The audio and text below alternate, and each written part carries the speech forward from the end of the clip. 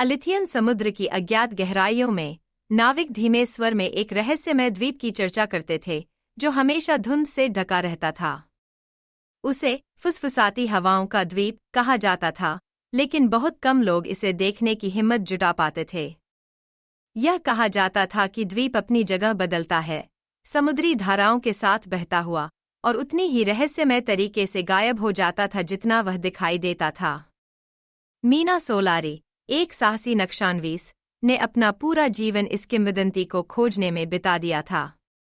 अपने पुराने जर्नल और कंपास के साथ वह आर्जेंट गैल नामक अपनी छोटी नाव के अगले भाग पर खड़ी थी, जो चांदनी रात के बीच लहरों को चीरते हुए आगे बढ़ रही थी।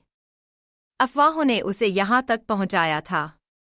एक नाविक, जिसने इस द्वीप से बच निकलने का दावा किया था, ने इसकी संपत्तियों के बारे में बताया था, चमकते हुए रत्न जो चट्टानों में जड़े हुए थे, अजीब सी रोशनी में चमकने वाले पौधे, और ऐसे जीव जो प्रकृति के नियमों को चुनौती देते थे।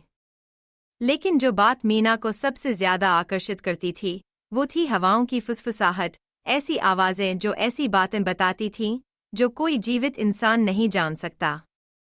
जैसे ही सुबह हुई, धुंध क्षितिज पर दिखाई दी, धुएं की तरह मचलती हुई। समुद्र अचानक से शांत हो गया, गूलरों की आवाजें एक अजीब खामोशी में खो गईं। फिर धीरे धीरे मीना ने उसे सुना, एक धीमी सी आवाज जो हवा के साथ आई। वह शब्द समझ नहीं पाई, लेकिन वो उसके विचारों को इस तरह खींच रही थी जैसे कोई पुरानी याद।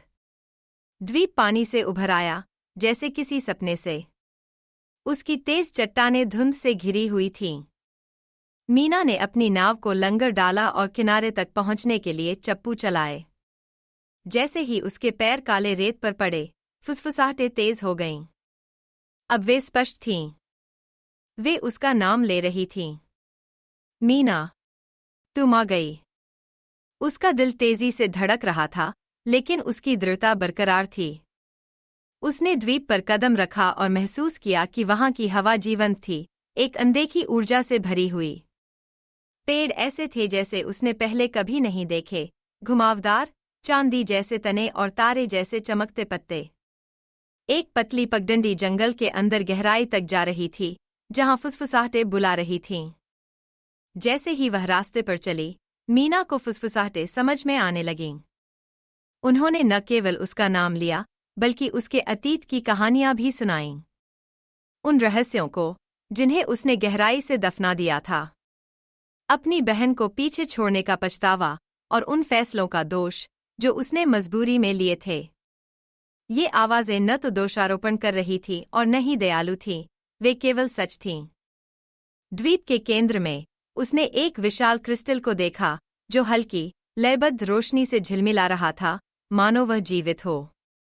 उसके चारों ओर हवा चमक रही थी, और मीना ने झिलमिलाती छवियां देखी, न केवल अपनी जिंदगी की, बल्कि औरों की, उन लोगों की, जिन्हें उसने कभी नहीं जाना। ऐसा लग रहा था कि हर स्मृति उस क्रिस्टल में समाहित हो रही थी, उसे पोषित कर रही थी। तुम क्यों आई हो? आवाजों ने एक स्वर में पूछा। मीना थोड़ा रुकी। उसने द्वीप का पीछा जिज्ञासा, महत्वाकांक्षा और खोज के जुनून से किया था। लेकिन फुसफुसाती हवाओं के इस रहस्यमय केंद्र के सामने खड़े होकर उसने अपने इरादों को डगमगाते हुए महसूस किया। मैं सच जानना चाहती थी, उसने आखिरकार कहा। क्रिस्टल की रोशनी तेज हो गई और फुसफुसाहटें खामोश हो गईं। फिर एक आवाज उभरी, साफ और गूंजती हुई। सच एक बोझ है और एक वरदान। क्या तुम इसे सहन करोगी? मीना ने जवाब देने की कोशिश की, लेकिन उससे पहले क्रिस्टल ने तेज रोशनी बिखेरी। उसने खुद को यादों में बहते हुए महसूस किया, उसका मन लोगों की जिंदगी, प्यार और खोए हुए संघर्षों की छवियों से भर गया। उसने द्वीप की उत्पत्ति देखी, एक प्राचीन जीव, जिसने अपना सार देकर इस रहस्यमय अभयारण्य को बनाया था। यह उन लोगों के सच पर जीता था, जो इसे खोजने आए थे, और उनकी कहानियों को हमेशा के लिए सुरक्षित रखता था। जब मीना जागी, तो वह अपनी नाव पर थी। द्वीप गायब हो चुका था, और धुंध धीरे धीरे दूर जा रही थी।